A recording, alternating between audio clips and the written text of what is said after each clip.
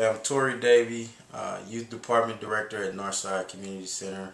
Been working here for 11 years with the youth in the Ville neighborhood.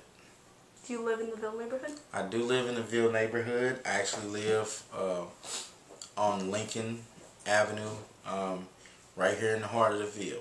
How long have you been living here? I have been living here for 8 years. Wow, okay. So throughout your time here, from what you've seen, what do you think are the biggest issues and needs in the neighborhood? The biggest issues, let's start with the issues in the neighborhood. The biggest issues are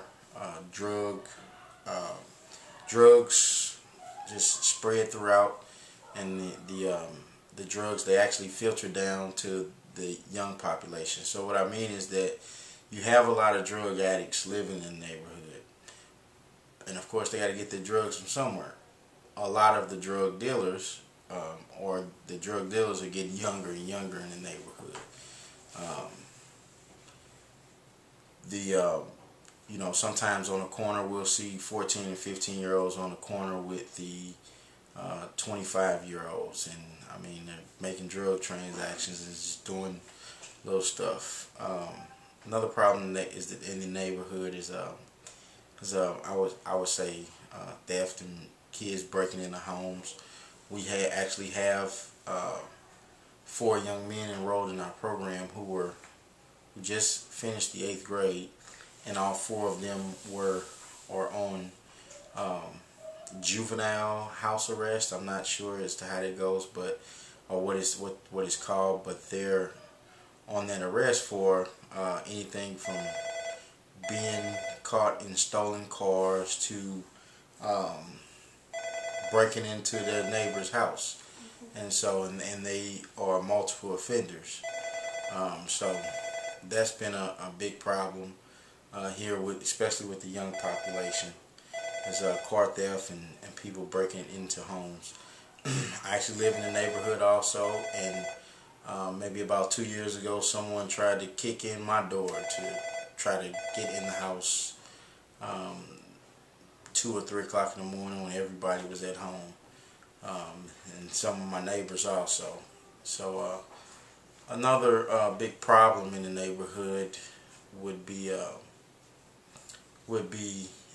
just a lot of, not just the young adults, but a lot of adults in the neighborhood have problems finding jobs.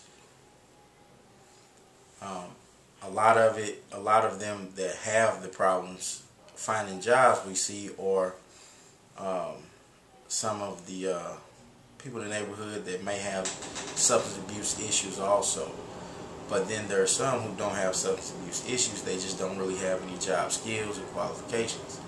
So, but when we do things to offer job training services, sometimes we can't even get those clients in, so it's kind of like a catch-22. They're like kind of just stuck. You know, they don't have certain job skills, but then again, sometimes a lot of the people in the neighborhood won't take advantage of like job skill training or just the basic things that you would need to get those jobs. I would say, for example, during the regular school year when we're not operating summer camp, we open our computer lab up to adults, to the adult population before the kids get out of school. And we do that so that clients can come and job search, learn how to do a resume, fill out applications online. Of course, sometimes, some days we might have 5 or 6 community residents, and that's a lot for us. And some we can go a week without one person coming in to do those things.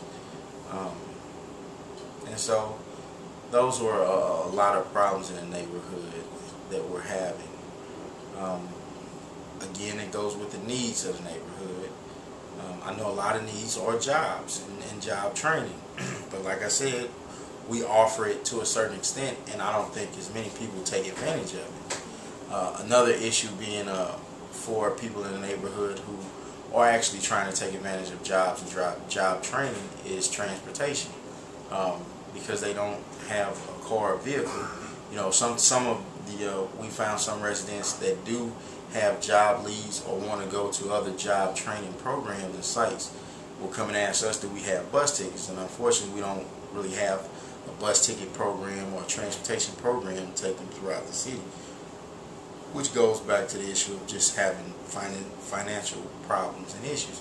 And then you're reminded further to why are they having those, and just a myriad of reasons. But one of the needs is, like I said, job training, job placement, access to transportation to get to those job training, job placement. Also, a way to connect. We actually have worked on this a couple of times, but it hasn't always went through yet. And other organizations in the Ville neighborhood have worked on this, a way to combine our efforts so that we can serve all of the clients in the Ville and hit on their different issues. Whereas we at our community center really serve senior citizens and we serve young kids really well to a certain extent. But what we serve the kids at, we do after school enrichment activities, those type of things.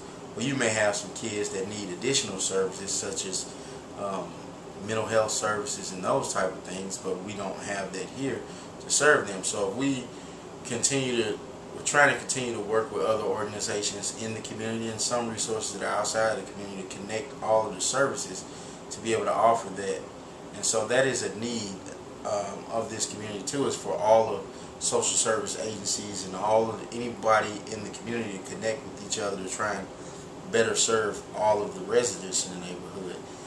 The problem also, you know, it goes back to bringing you something else. There's a lot of resistance sometimes from the people that need the most help. I mean, I think it's because of the lifestyle that they're in it, that it just seems like they're stuck sometimes. So even if we're able to connect all the agencies and services, it's still sometimes very hard to pull people in. We almost have to, a lot of times we find ourselves having to give the folks incentives to come and get services they may need. You know, we have to offer, you know, certain type of incentives, such as, you know, just to get parents to come in and sign their kids up for the summer camp or our school program, and just to give them information on what other services we can offer to be able to help them. We might have to say, give bus tickets, let them know we have bus tickets, and then also, you know, have like a prize giveaway of like gift cards and those type of things to offer them, just so that they can come in and take advantage of the services. So we have transportation, we have connectedness of services.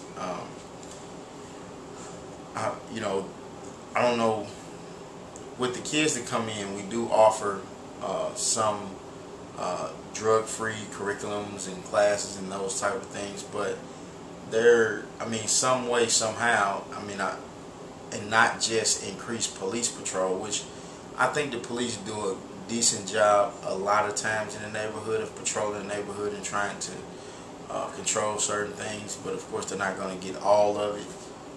But what else do we have for the police that get, you know, that might catch a drug dealer or a drug user or something like that? Then what do? You send them to jail and they come right back. You send them to a detention and come right back. You have to actually have something to offer them. I can take this phone call. Hello?